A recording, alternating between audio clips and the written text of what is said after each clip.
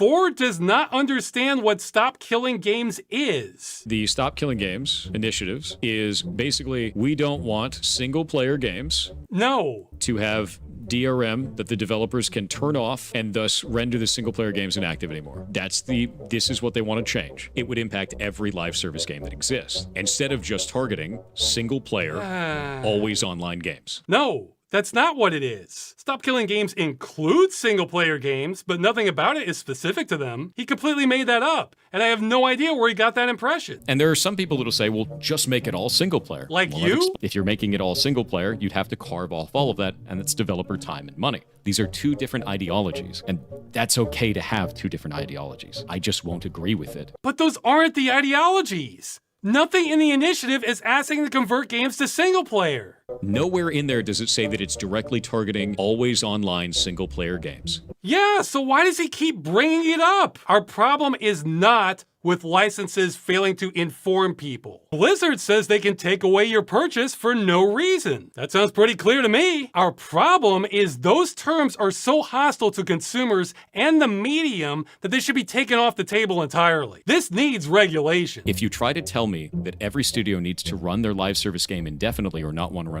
run one at all, then no one's going to run them. He was literally watching the video earlier where it says it won't do that in big letters. He doesn't get it. He doesn't understand what we're asking for. If that passes, enjoy never playing an MMO again for the rest of your life and taking away from every other person that plays MMOs. It really wouldn't. The short version is companies would have to stop liking money for that to happen.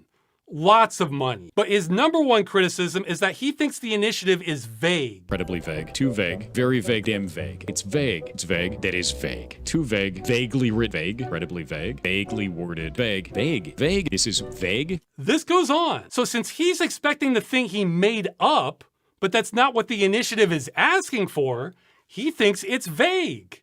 Because for him, it is. It's clear that you hate the initiative, and I doubt I would change that. That is correct. I would encourage you to at least hate it for what it actually is. I do. He says that so confidently. Oh yeah, you knocked it out of the park. You understood everything. The idea that we're going to go through this because it's an easy win, but not the right win? No, dude. Oh God. So he misunderstood the initiative and misunderstood our intentions. And in his words, this is why he refuses to have a dialogue with the movement. So now I have to address it. They can eat my entire ass. The whole thing. Sir, that is not gentlemanly behavior. Our biggest critic by far is YouTuber and streamer PirateSoftware, who goes by Thor. If your only exposure to Stop Killing Games has been this video, then you've been misinformed. This video is by someone who does not understand the campaign, has been trying to stop it, and has been making up what it is about. I am not saying that lightly. I will prove it in a minute. Now you might be thinking, okay, so some YouTuber got something wrong on the internet. So what? See, that was my thinking too. The problem is how incredibly influential this YouTuber has been. Best I can tell, Thor's coverage has been bigger than literally anyone else except Asmongold. And the only video Asmongold had on this bigger than Thor's was about Thor's video. So for all practical purposes, Thor here has been the #1 voice on the campaign, and he's been lying about what it is. That's a bit loaded though. In this case, I'm using the second definition of lie. I have no evidence it's the first. This video came out right as we were building momentum, then except for one boost in Germany, the signatures started drying up like clockwork. This put me in kind of a no-win scenario too. Because if I ignored it, then a lot of people are going to get misinformed about the campaign. But if I did a response video, which is not something I wanted to do anyway, then it might look like drama farming, which could understandably turn off a lot of people from the campaign, because it's not about that at all. So I quickly made this video trying to clear up all misconceptions and concerns about the initiative, with timestamps for everyone's questions, hoping the truth would eventually come out. I can see now that was a mistake. I should have just embraced the drama. To this day, I'm still getting frequent comments and emails about the same falsehoods about the campaign that originated in this video. Well, now I have nothing to lose. If we don't get the signatures, then none of this matters anyway. So if this campaign is failing because of me not talking about this, then I'll at least correct history here on the way down. I'll get this over with and go over what I think are the biggest points of PirateSoftware's videos. I'm not going to go over everything because collectively Thor has made hours of video on both me and the movement. I'd be here forever. Believe me, I could address smaller things too, and kind of already have. Alright, let's start. Okay, point number 1. Thor does not understand what StopKillingGames is. Here it is in his words. So for those who don't understand, the Stop Killing Games initiatives is basically we don't want single-player games to have DRM that the developers can turn off and thus render the single-player games inactive anymore. This is what they want to change. They need to be specific that they're talking about single-player games that do not need a server to support them. And as much as they want it to be about specifically games where it is a single-player game that has always online functionality, it would impact every live service game that exists, instead of just targeting single-player, always online games. No, that's not what it is. StopKillingGames includes single-player games, but nothing about it is specific to them. He completely made that up, and I have no idea where he got that impression. This is what I mean. It's harder for gamers to understand this because they come with so many assumptions. It's like that saying about doctors being the worst patients. So let's clear this up. It's the first line on the website. Stop Killing Games is a consumer movement started to challenge the legality of publishers destroying video games they have sold to customers. But the movement includes all this stuff from earlier, and he was mostly talking about the initiative. Well, the short version is the initiative is about requiring publishers to have end-of-life plans for games they've sold to customers in the future. So when they shut them down, customers can continue running them without their support. The long version depends on what kind of transaction is being made. As you can see, it's not easy to explain in a soundbite. But if you notice, we don't make a distinction between single-player and multiplayer games. That's because the law doesn't either. So why make this even harder? Both the movement and the law are making distinctions on how games are sold. Also, that part he said about it affecting all live service games? Yes and no. It would affect most live service games in the future, but the initiative is not retroactive. So that's one thing Thor doesn't understand, but he also seems to think this is about converting multiplayer games to single player. Once again, he made that up, and I have no idea why he thought that. Transitioning an entire multiplayer server-side game into a single-player video game, which means rebalancing the entire experience around single-player, rebuilding everything in the entire game. How are you going to do that with Final Fantasy XIV? You're just going to make all the raids soloable? Imagine the day that World of Warcraft shuts down, and suddenly you have to make it a single-player game for every individual that ever bought the game. That's what they're asking for. No. Because they would have to sunset live service games as a single-player experience. The idea that suddenly you need to make every single live service game playable single-player offline? No, dude. Correct. No. This one is particularly baffling to me because I've heard most counter-arguments before, but until Thor, I've never heard this one. That we want the industry to convert all multiplayer games into single-player ones. I keep saying it. You never know where gamers are going to take this. Nowhere in there does it say that it's directly targeting always online single-player games. Oh, he's so close. He's so close to getting it. It is vague, and because of that, it will impact... He never has that light bulb moment. Well, he is correct in that statement. It's almost as if that's not what the initiative is asking for. But those were his streams with a smaller audience. What does he say in his big YouTube video with over 1 million views that he had time to research? If we're trying to kill off the practice of developers putting together a live service game, pitching it as a single-player experience, and then taking away support in the future... now he's changed it again and is making up how it's about single-player games are advertised. What is he doing? It needs to be specific about the business practice it's trying to defeat, which is specifically companies that are doing this under the guise of it being a single-player game, but adding online-only functionality that is not necessary and doesn't add any gameplay elements. That's the problem. No, that's not it at all. And there are some people that'll say, well, just make it all single player. Like well, you? I've explained that doesn't make any sense in the first place. If you're making it all single player, you'd have to carve off all of that, and it's developer time and money. These are two different ideologies, and that's okay to have two different ideologies. I just won't agree with it. But those aren't the ideologies. Nothing in the initiative is asking to convert games to single player. Nowhere in there does it say that it's directly targeting always online single player games. Yeah, so why does he keep bringing it up? This is a total red herring.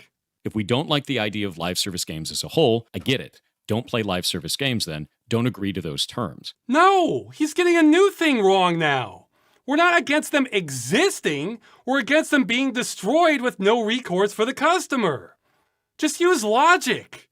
If we didn't like them in the first place, why would we care if they're being destroyed? He says he gets it, but he doesn't. Let's talk about the actual bad business practices. In the case that a studio is making a live service game and they sell it to you as a product, they say that you are purchasing the game or you are buying the game, when in reality you're actually purchasing or buying a license to that game.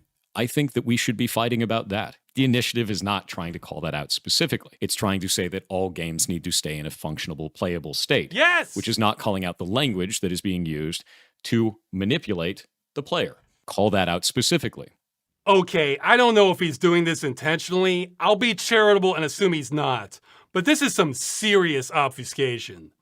He's complaining that the initiative isn't focused on another topic he made up. I mean, what is that logic? Hey, the initiative doesn't address how Capcom changed the look of Dante in the Devil May Cry reboot either. That may as well be what he's saying there. I am not aware of a game on the planet with a license agreement that says you are not buying a license. Our problem is not with licenses failing to inform people. Blizzard says they can take away your purchase for no reason. That sounds pretty clear to me. Our problem is those terms are so hostile to consumers and the medium that they should be taken off the table entirely. This needs regulation. Forget video games. If you look at basic commerce for hundreds of years, when you paid money, you either got to keep what you paid for, or if it was a service, you were told when your access ends. The vast majority of online-only games do neither of those. The games industry is trying to upend basic commerce. I think you have to go back to feudalism before neither of those things are true. Why even have consumer laws if you have no rights? If you try to tell me that every studio needs to run their live service game indefinitely or not want to run one at all, then no one's going to run them. Oh no! He wheeled out that line about publishers having to support the game forever. He was literally watching the video earlier where it says it won't do that in big letters. That wasn't enough. We just can't stop gamers from going there, even when we spell it out. I admit, guys, this part hurts. To see the biggest voice on this issue get it wrong again and again and again, then put that same wrong information on blast to a far bigger audience than we can reach. It hurts. He doesn't get it. He doesn't understand what we're asking for. Now, to be fair, it sounded like he was getting a little closer in this video. Yeah, despite being called 2, it's at least the 4th video he did on this. You want that to stay in a functional playable state, that means the devs have to release either server binaries or somehow carve off the game to be a single-player experience now. That's better, but he's still talking about converting the single player right to the end. He never completely got it. So PirateSoftware did not understand the initiative. Maybe still doesn't. That means the majority of his critique is about things it would not do, like kill all MMOs. If that passes, enjoy never playing an MMO again for the rest of your life. And taking away from every other person that plays MMOs. It really wouldn't. And I've explained why in that video, but the short version is companies would have to stop liking money for that to happen. Lots of money. But his number one criticism is that he thinks the initiative is vague. Incredibly vague. Too vague. Very vague. Damn vague. It's vague. It's vague. That is vague. Too vague. Vaguely written. Vague. Incredibly vague. Vaguely worded. Vague. Vague. Vague. This is vague. This goes on. Well, from Thor's perspective, his logic is pretty sound for this part. But the thing about logic is it's only as good as your assumed truths. And he's said multiple times now that he thinks the initiative is only about single-player games. So since he's expecting the thing he made up, but that's not what the initiative is asking for, he thinks it's vague. Because for him, it is. Nowhere in there does it say that it's directly targeting always online single-player games. It is vague. Yeah, in fact, if we look at that long definition again, let's add a subsection just for Thor. Single-player games with an online DRM check. Those would already fall under this broader category. So Thor is expecting this. Again, I don't know why, but instead he's seeing an initiative that covers all of this. That's why he calls it vague 50 times. The thought that we want what we're asking for and not the thing he made up seems to have never entered his head. The initiative is trying to stop the destruction of games. That's the whole point. It covers the types of games most in need of saving. If we only covered this tiny subsection, that would save maybe 1% or less of games that get destroyed. This would do almost nothing. I'm not saying there isn't one, but I literally can't think of a game that meets this criteria. Every game I know of with single-player content that's been destroyed has been designed to run server-side, not locally. Older ones like that tend to have the DRM cracked, which is not an ideal solution, but that does stop game destruction. And newer ones with Denuvo or something tend to have it removed by end of life. So I say less than 1%, but this might save 0% of games. I'm not sure. The initiative is actually not that vague. Though to be fair, some people did get hung up on this part. A reasonably playable or functional state. True, that is not 100% specific. There are reasons for that. You know how in law, police can stop a suspect with reasonable suspicion? Or a jury finds someone guilty beyond all reasonable doubt? That's because the number of situations you face are so varied that the law has to inject some common sense somewhere. It's the same with games. A multi-million-dollar MMO is a different animal from a budget arena shooter. It won't work making highly specific laws. That's one half of it. The other half of it is this sentence is an olive branch to publishers. I've heard complaints this isn't specific enough. Okay, but you know what the alternative to this would be? Here, I'll show you. The game must be fully functional and contain 100% of all features as advertised. So as a publisher, which requirement would you rather meet? More importantly, this sentence shows the EU Commission that we're acting in good faith and trying to find a balance. I think some of the people asking for this to be more specific may not realize what they're asking for.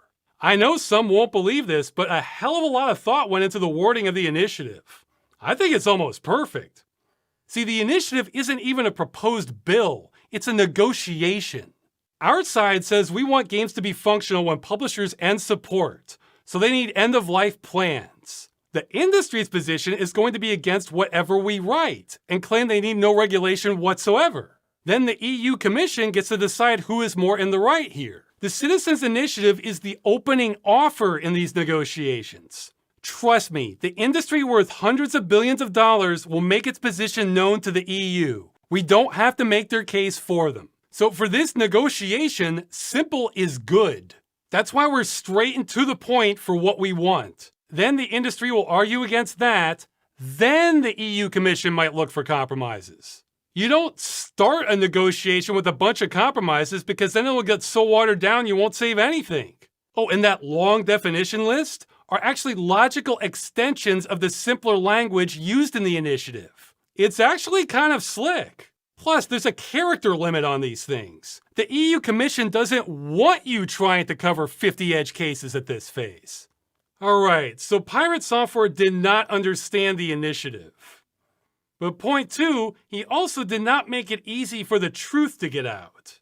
I had never heard of him prior to all this, but during the campaign, I had dozens of people contacting me, telling me how wise and reasonable he is, how he's really pro-consumer and represents developers, and I should really talk to him.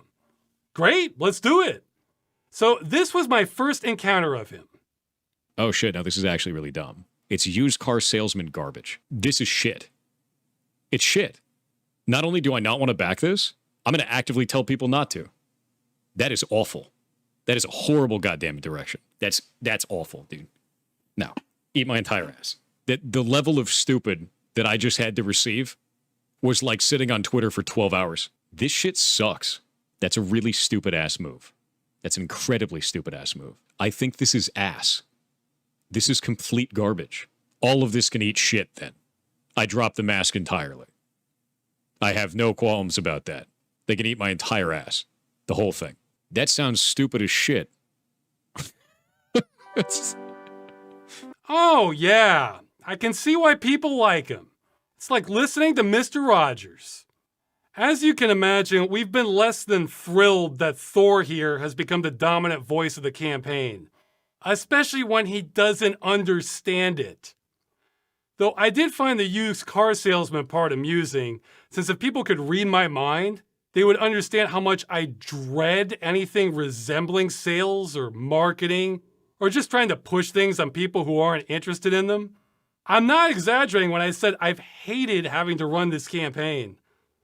This is the most uneducated take I have ever seen in games. Now, as for that one, I do have a bachelor's in criminal justice, which might explain why I'm coming at this from very different angles than he is.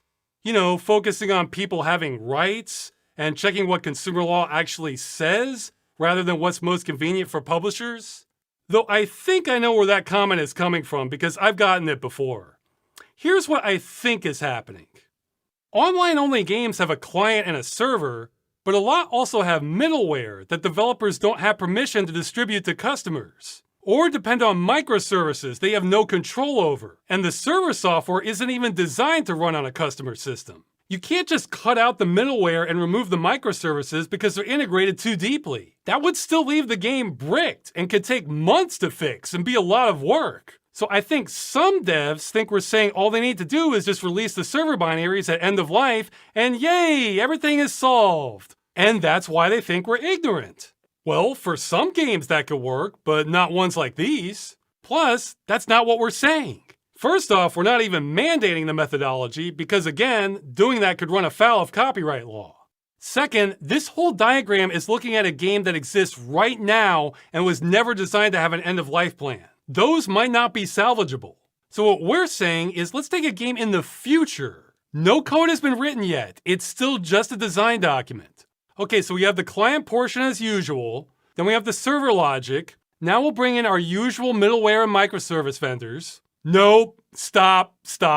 Now the EU says we can't just brick customer purchases like we've been doing if we want to sell our games there. So that means we can't keep making all these same deals the way we have been. Now we need to renegotiate with the vendors to allow for an end-of-life build with their software. Or redesign things to make the microservices easier to sever at end of life. And vendors probably will renegotiate. Otherwise, they'll start losing sales to everyone who wants to sell games in the EU. But say a vendor refuses anyway. Then we need to go with vendor B, who will offer EU-compliant solutions because they will be happy to take money away from their competitor, vendor A. Or maybe we need to abandon one of the microservices altogether and come up with an in-house alternative that is compatible with an end-of-life plan.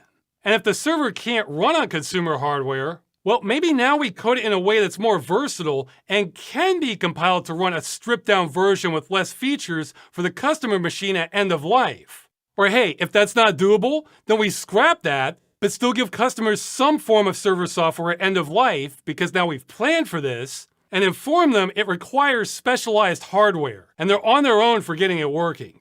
And these are all just suggestions. The publisher would get to decide how they want to comply. Thor is not alone in developers trashing what I just said. I don't know why, but some of the nastiest insults I've received on the entire campaign have been when I try to explain this is what we're asking for. This part in particular triggers some people to no end. That video made me actually mad. Like real mad. Not like fake memes mad, like actually mad. Like I'm actually mad. Upsetting people is not our goal, by the way. We actually want this transition to be as easy as possible for publishers and developers. However, we are stubbornly against proposals that won't stop commercial games being destroyed. Because that's the whole point. Anyway, you heard Thor's comments for me. In light of that, I think I've been pretty diplomatic. I am just trying to get this initiative passed. If that means I have to get insulted all along the way, okay.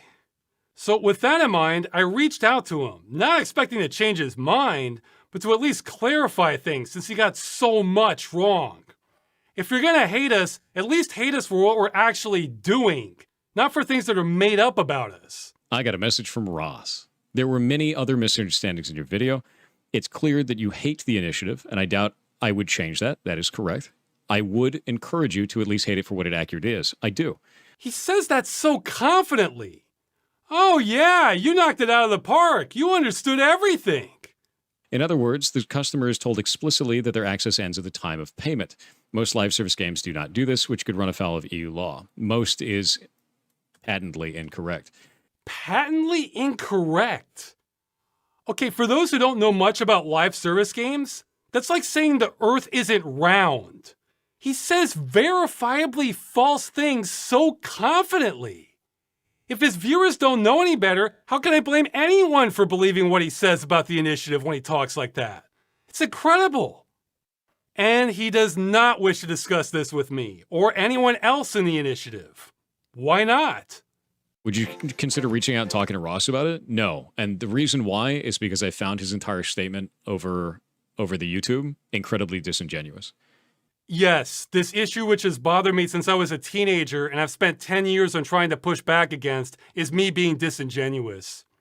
Where is this coming from?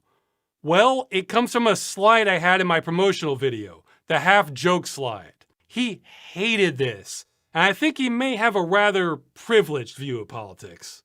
You want to put together legislation because it's the right thing to do. We did! Not because you can convince legal representatives to do it no matter what. It's both. These are not mutually exclusive things.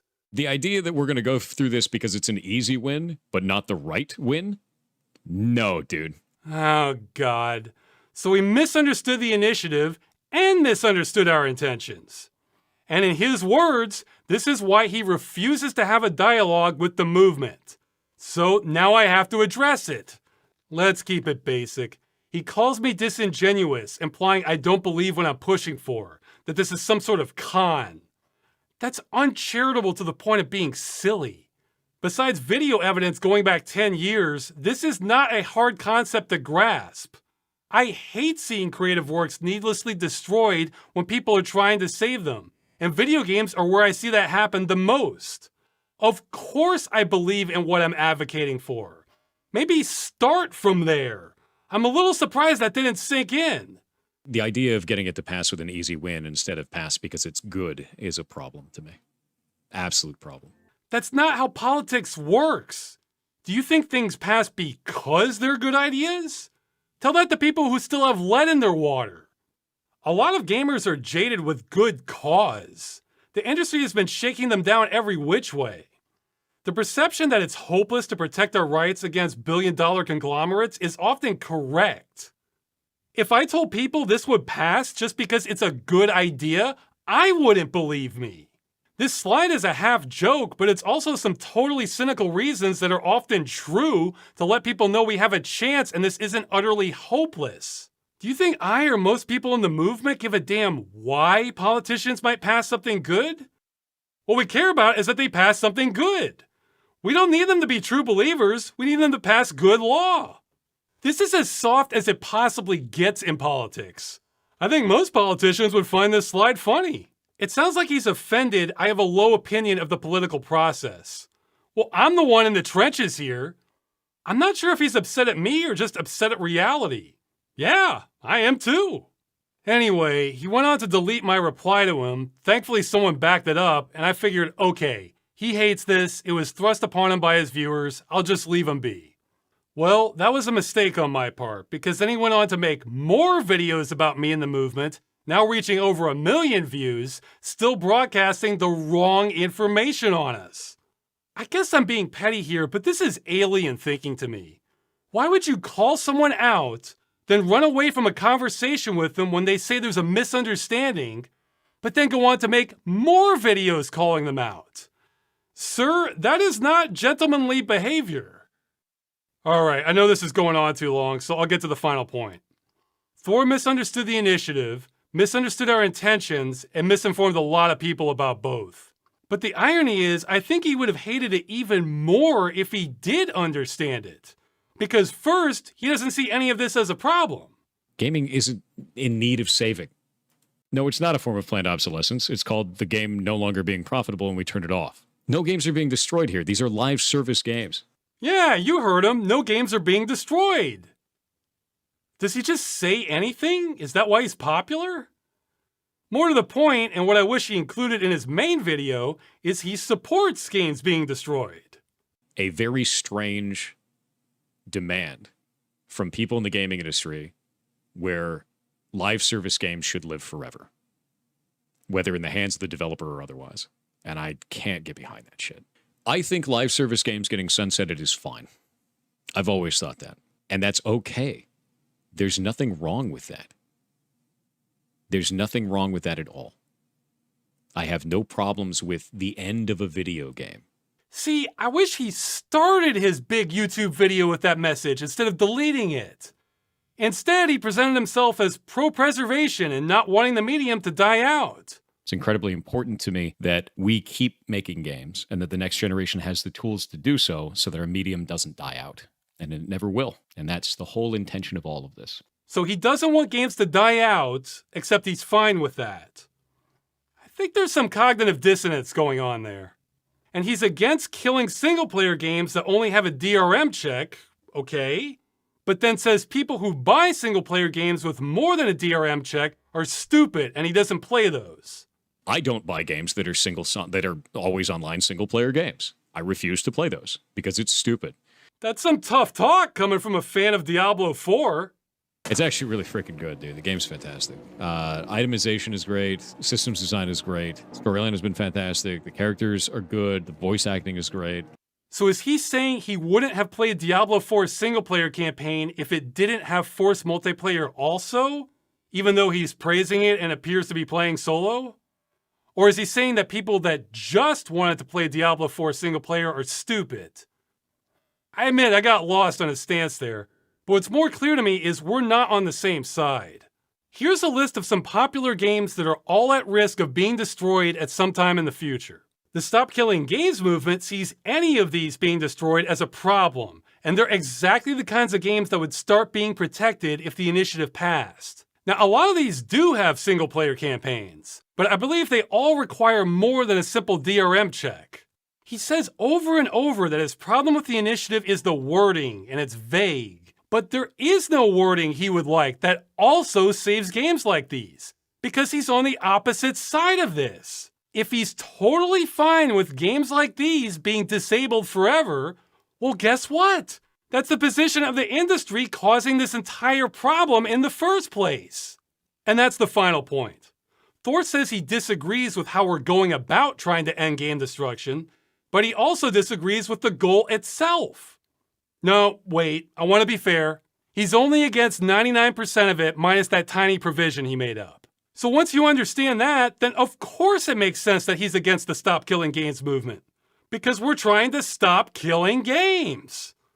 Now, if you're in Thor's camp and think killing all these games is fine and are as things should be, okay, then it's just a values clash. And yeah, you'll hate the initiative too. I'm not trying to tell you otherwise. But if you think you might have been misled about what the initiative is, hey, maybe look at it again. Tell others about it. Help undo some of the damage. There is still time. It closes July 31st.